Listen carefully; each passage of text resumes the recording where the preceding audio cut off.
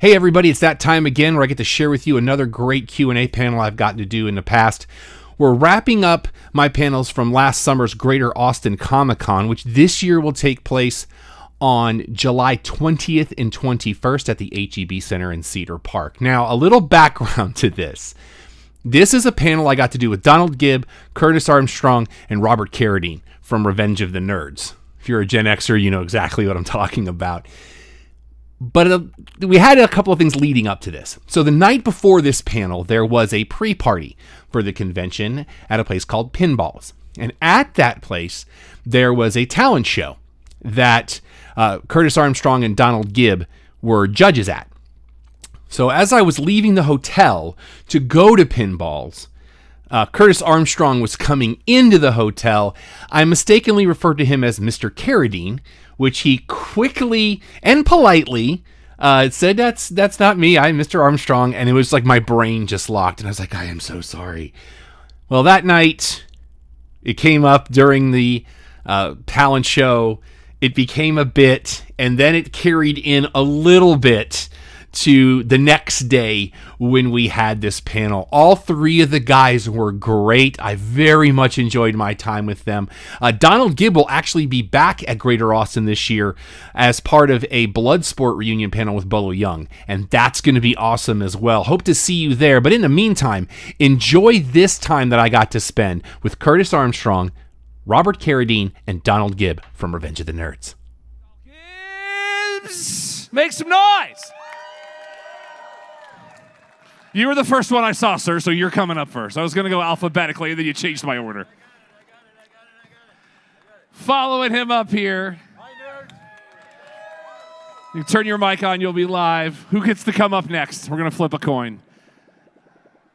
A man I did not get to meet last night. Ladies and gentlemen, Mr. Robert Carradine.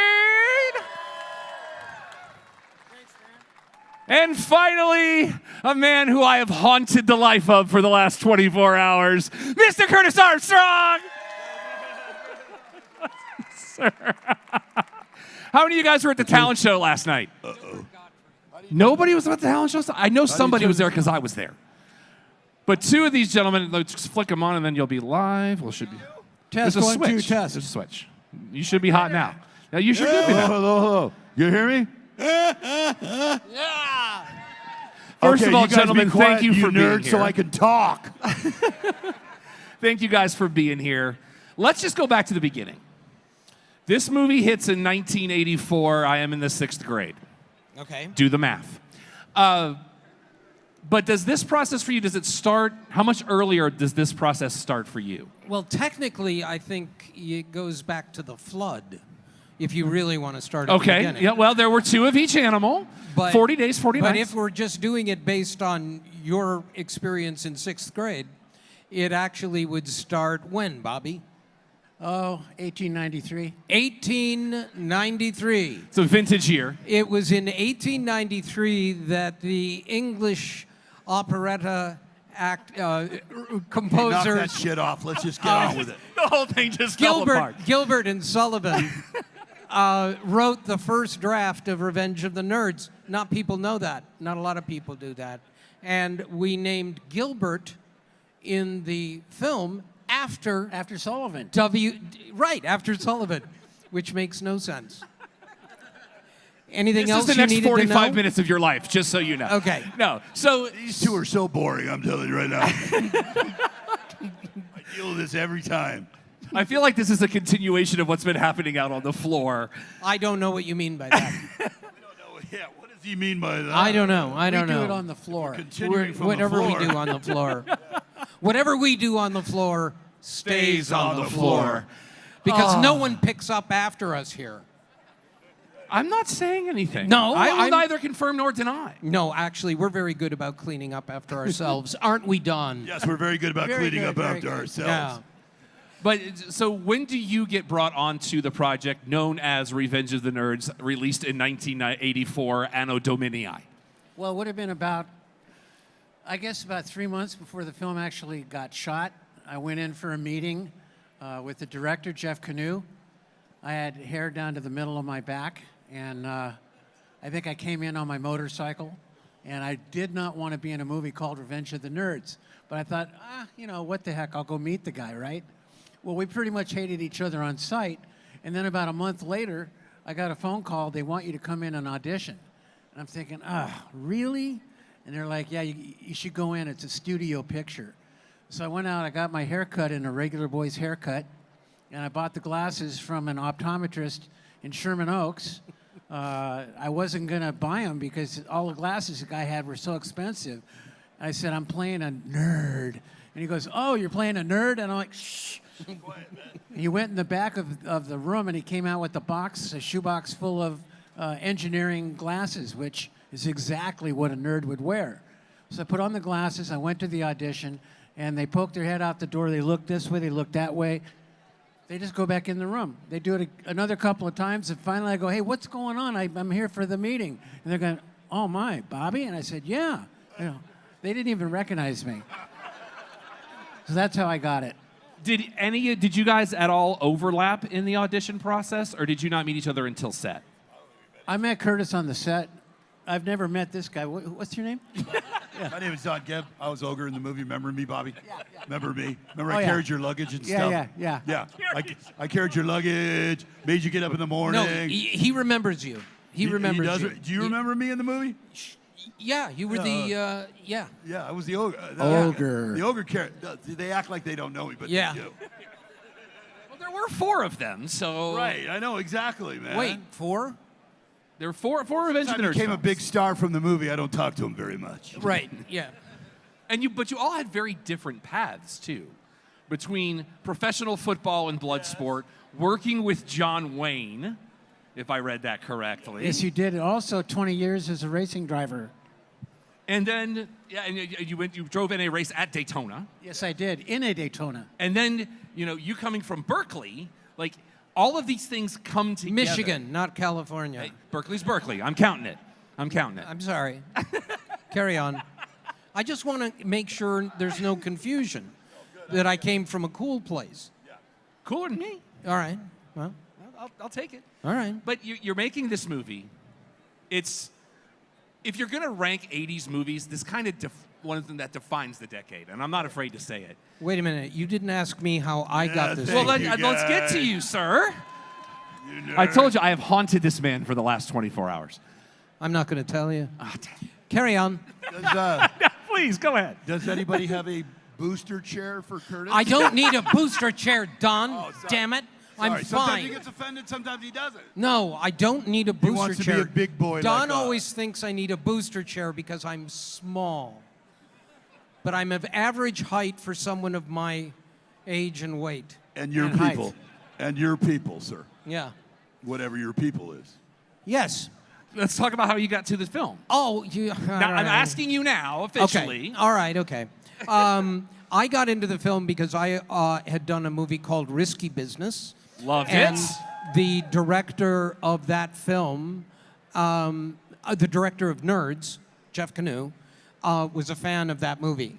And so he thought it would be fun to cast me in Nerds, but as Gilbert, as the part Anthony Edwards played. And so I went in and read for that, and I didn't get it.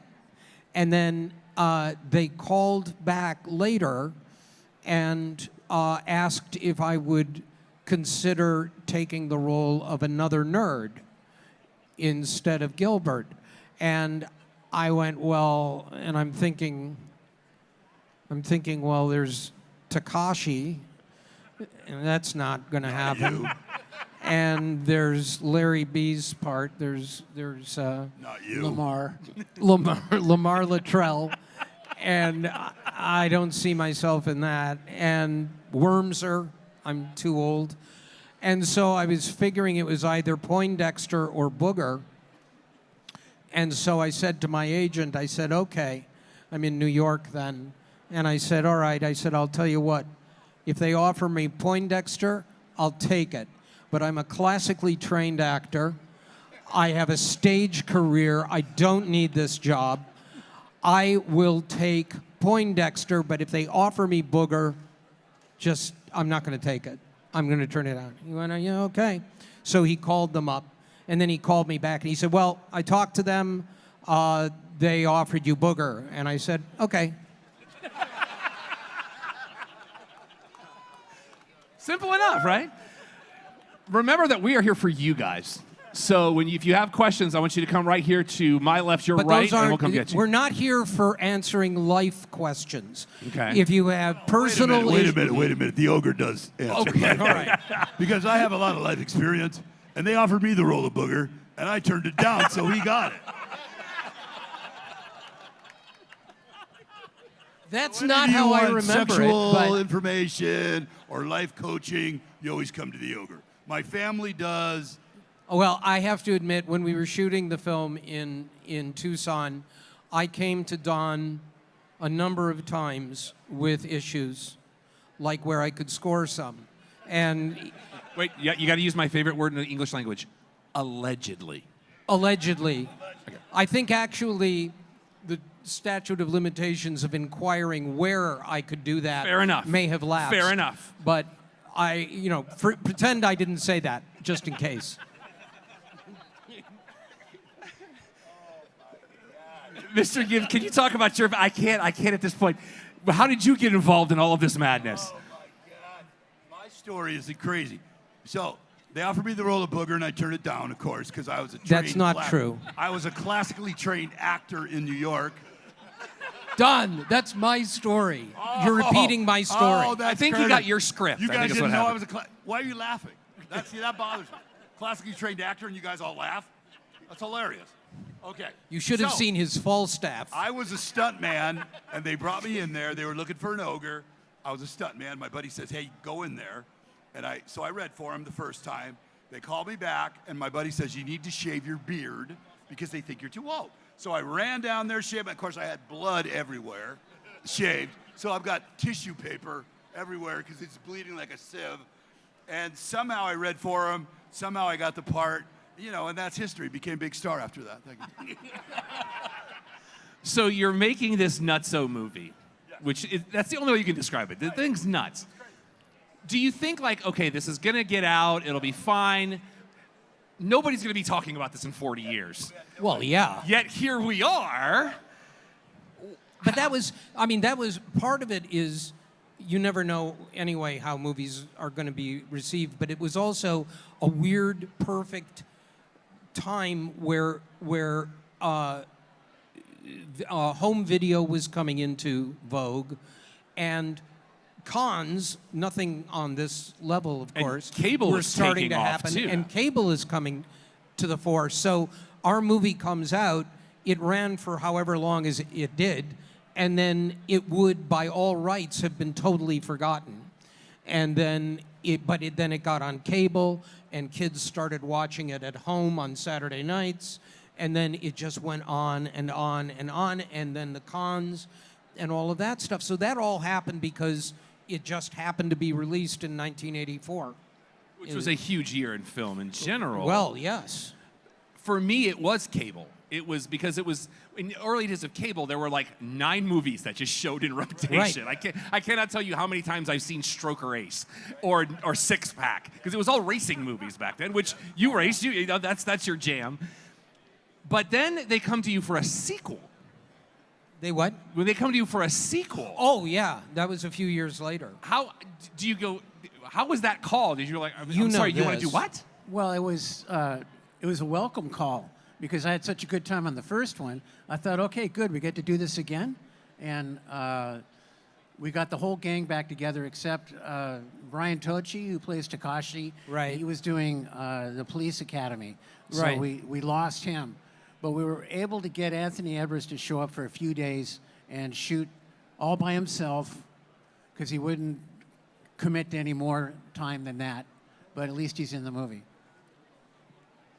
When you look at that cast, because so much has come out of that, you guys have done so many different things.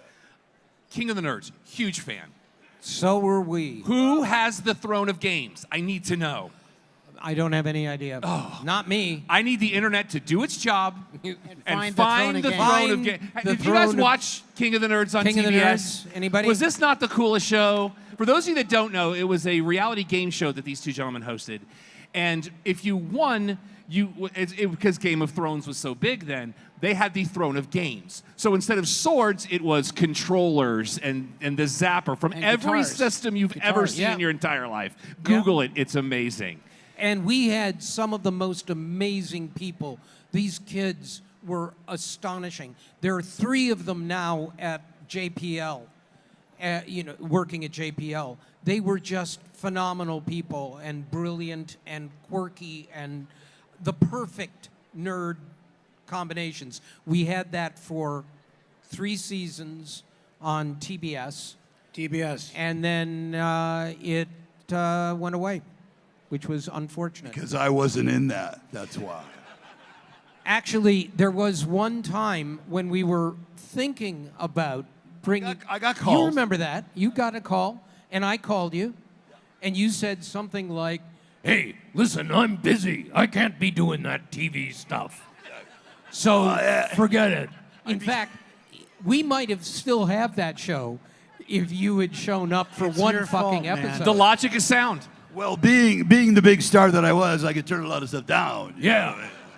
Since I'm such a thespian. That's What- right. What is that word, thespian? Thespian means Kinda like a sounds weird to trained me. actor. You like Yeah. like Like guys. what you yeah, are. Yeah, you're a trained actor. Yeah. Is that what that means? Yeah. I thought it meant Yeah, you like you're guys. a trained actor. Oh, okay. Classically I get it. trained. I get it. I get it. You All got right. it. Yeah. But you actually, we talked about this just a second ago, you played professional football in Yes, the I same did. town where you went to college. Right, San Diego, the University of San Diego to the San Diego Superchargers. Career ends, and then you're like, oh, let's just go acting. Well, here's a movie called Conan the Barbarian that you get to start with. Can you talk a little bit about that experience? I read for a lot of stuff in the beginning, and it's weird because all of a sudden then I decided to do stunt work and double other guys. So I started doubling other people, and then every once in a while they'd throw you a line, and they call it stunt acting. And so I did a Magnum PI like that. I did, a lot of the shows like that. And, they didn't realize my acting talents at the time. Classically trained. Classically trained. As you could tell by watching Ogre, he's a classically trained actor. Listen, one of my favorite Don Gibb performances, and it's a straight acting gig, and I was so excited when I saw it because I didn't know he'd done it, is on X-Files. Yes. He does a bartender on the X-Files. He's got a scene with Gillian Anderson and David Duchovny, and he rocks it. He's doing serious fucking acting. Too kind. And I was really impressed. I was I'm impressed sorry, with myself. Forgive my language. Thank you so much for that, sir. I've been It's impressed true. with most of your work most of my life, and Bobby's in Cowboys and all this other stuff. So you guys are my heroes, and you didn't know it. Well, yeah. Oh, stop it. Okay, all right. Not really my heroes, but you know what I'm saying. Yeah. Right? Ogre doesn't really understand a whole lot of stuff that's going on. So you people need to listen very carefully. Yeah. Do you have a favorite story from filming the first film? Whether it's on set, whether it's watching the reactions to everything, do you have all the 3 of you? Do you have a favorite story from the set? I think my favorite thing was when we were doing Revenge of the Nerds 2, and they sat me down there, and the guys are all laying down on the ground, and they're talking about the speed of light and all this stuff. And out of nowhere, because I didn't know what to say, so out of nowhere, I just thought, what if CET really spelled dog? And they're like, and then when you've been doing a movie for a couple of months, when the crew laughs and has to run away because they're laughing so hard, and the director has to go, what are you doing, cut? You know you're funny. Because those idiots have seen you now for 2 months, and they're like, okay, this guy's an idiot. So when you make them laugh, you're like, okay, this is good. Yeah. Which one of the most quotable lines for years after that. I love it. But what do you think about that? And let's just focus on the first one. What do you think made that so, like, even today that people talk about it and Well, come, the and thing come about- out in droves to see you guys? Like, I mean, look at this. This is amazing. The thing about the first movie is that it had heart. That it did. That's what gives it the staying power, in my opinion. What is it, Bobby? Heart. I know. Yes. The audience feels empathy. And that you know- means they feel for us. Oh, empathy. Yeah. I thought they were empty of something. No. Empty, empathy, empty. Yeah. No, that's cool. Let's talk about that after. What? The They always want to talk to me after. What? Yeah. Why is it? It's usually only when you start jumping to inappropriate conversations. Oh, that's Then I say, let's talk about this after. later. Okay. Right? So, but this wasn't inappropriate. I just interrupted. He always does. That's true. Carry You know. on. You know what's funny? It's what's hilarious here, and Bobby wants to talk sometime. I don't know. Come on, speed Sorry, it up. Bobby. Sorry, Bobby. But it's funny because people don't remember me throwing the nerds out the window. They remember the nice things. It's just really strange because I used What were to. the nice things? Well, you know when I kissed you and stuff like that. Do we have a kissing scene? No, that was Oh, that was in the hotel. Right. Oh. I don't remember a whole lot of stuff back then. There was drugs going on or something. I don't know. I'm not quite sure what happened for a month or so. So we weren't kissing in the movie. no. Oh, that was in your room. No. This Nope. might be the easiest panel I've ever hosted because I'm just going to let you guys go. We're a because bunch of this is weirdos. awesome. I know. We get together. We can. I got a little bit of it last night, which I think prepared for today at the talent show because you guys were riffing and it was Right. brilliant. Yeah. Oh, those. Well, were the okay, days. thank you I'm so much. broken. I'm broken right now. But I mean, again, 3 different paths. Here we are 40 years later, and you're affecting multiple generations, and you're doing these shows. Has there been a moment at a show where you're at your table and somebody that has a moment where somebody came up and told you a story that just blew your mind? Yes. Please tell it. Simon says you can tell the story. Now? Yes, please. No, I was at my table, and this guy comes up, and he's very shy, and he just wanted me to know that he drove for 9 hours to meet me, and that I saved his life. I said, "What?" He said, "Yeah, your movie saved my life." It's pretty good. Well, and it's because, you know, guys like me, I was a tiny kid, and it told us, like, okay, maybe things are going to be okay because you're going to find people that you fit in with, and you're going to have that thing in common. Now, did we write a song and perform it on Fort Lauderdale Beach with fireworks and stuff? We did not. Right. But it's movies like that, and you kind of, one of you has a little crossover with another big 80s property as a couple of episodes of the television version of Weird Science.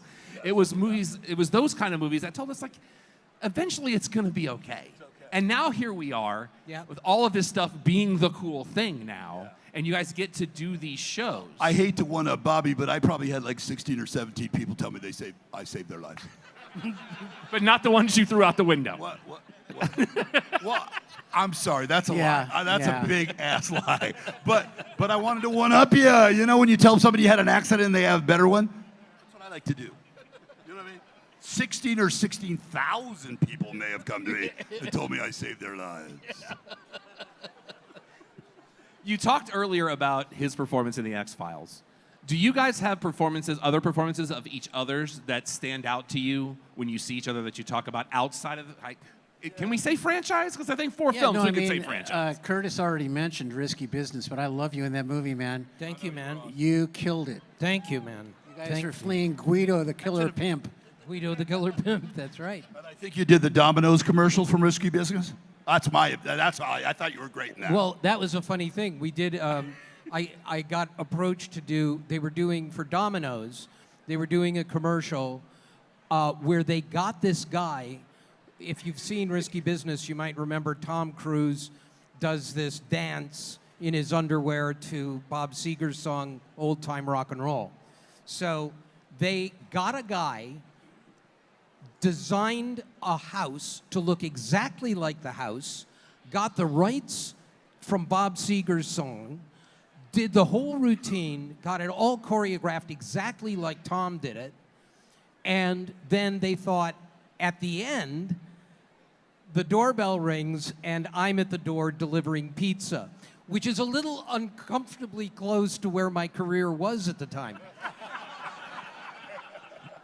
And, but I swallowed my pride as we always do and said, oh yeah, sure, I'll do that. Oh, those were the days and all that. And so we went in and did it, and it was phenomenal. The guy was incredible. Everything about it was perfect, shot by shot, exactly like in Risky Business. And then they started to air it, and I thought, this is where, you know, once it starts running. Well, then the pandemic comes, And they realize that they have to do new commercials that don't show contact delivery.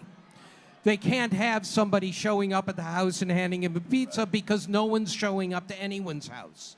So they kept running the commercial for months, but at the very moment that he goes to answer the door, they cut to, and now, contactless delivery. We need the now that we're on the other side, we need the original cut of that back. Yeah, no, that was it. No, but also your work in Ray. My work in Yes, Ray sir. is different. Absolutely great. Thank you. Absolutely And phenomenal. Aquila and the Bee.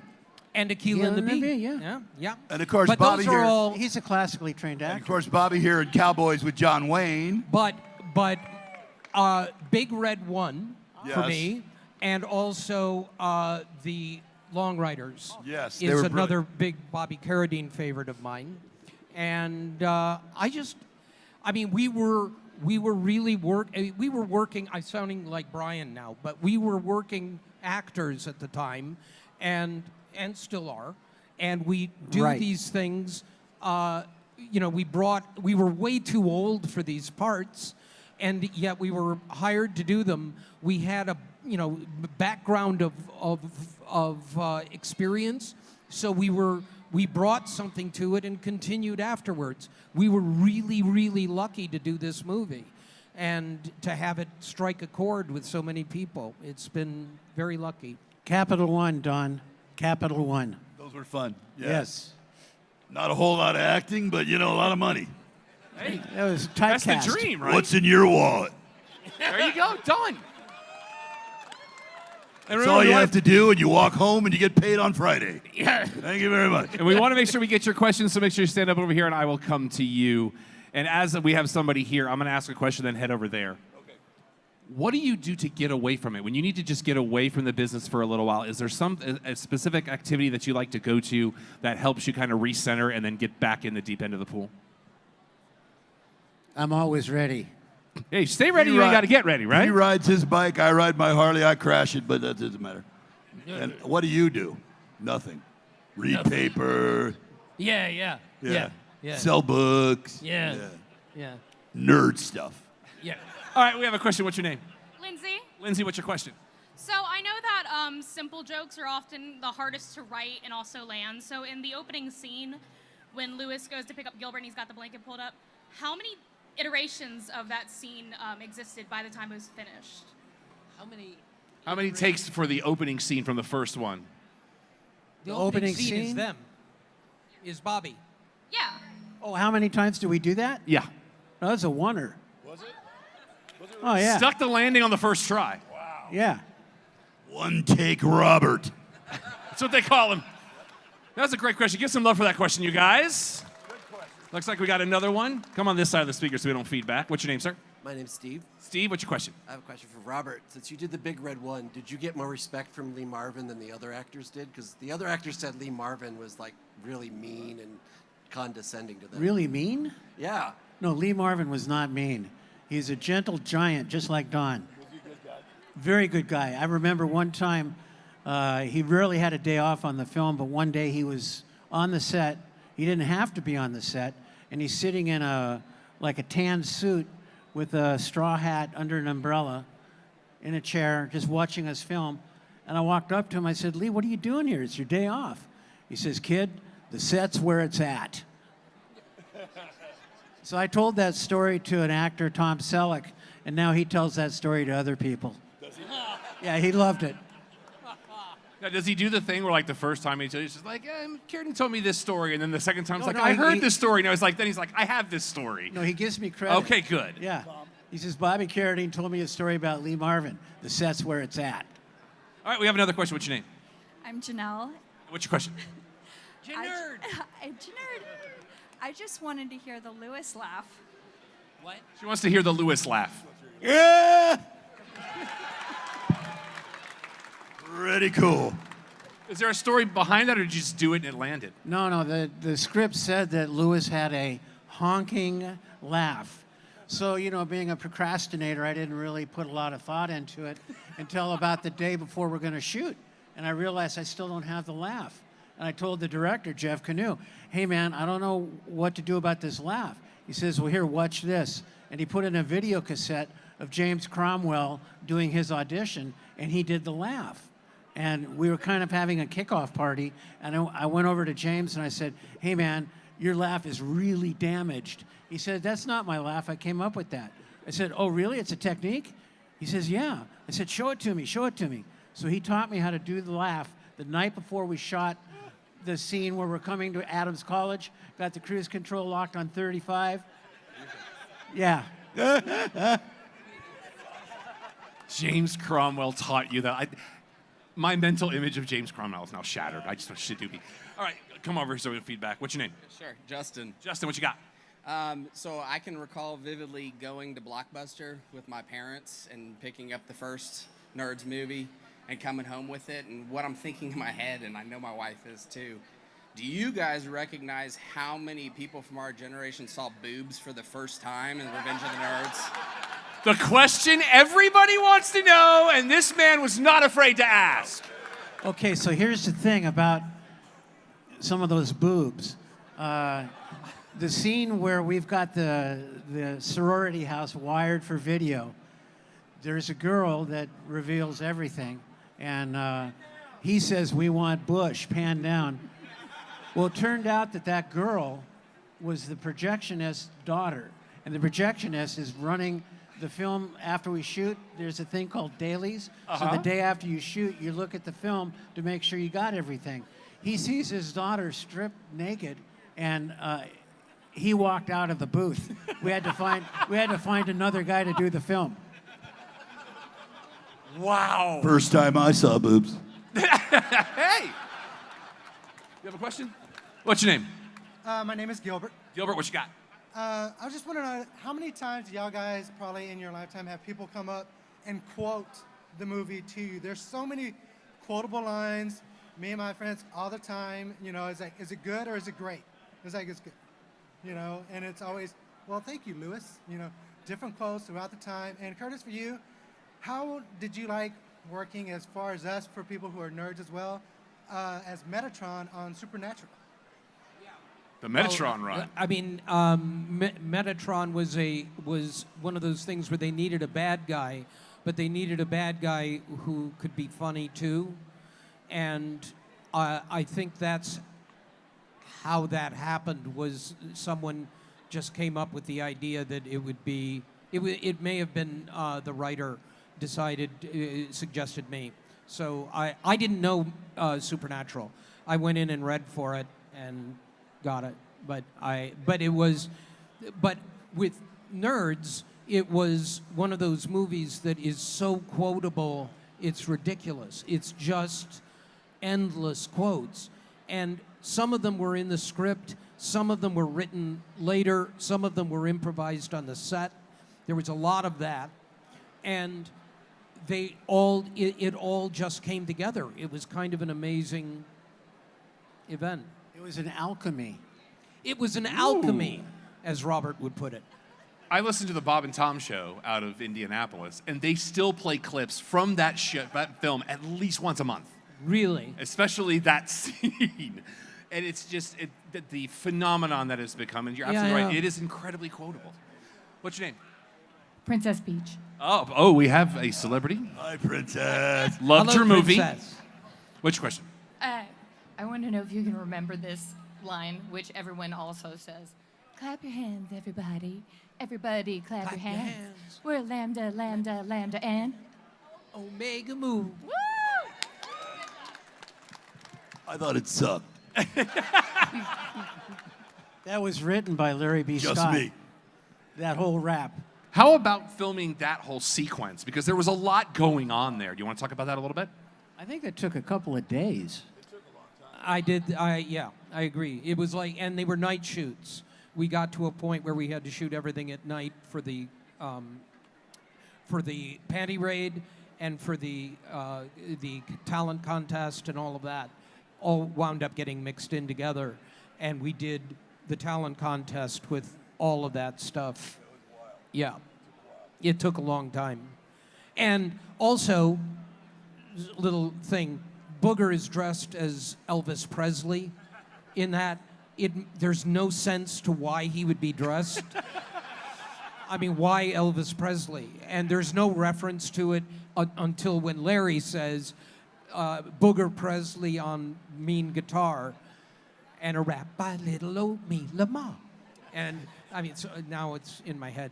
But what had happened was they had said to me, Booger was going to do lip sync. Can you imagine what a bad idea this would have been?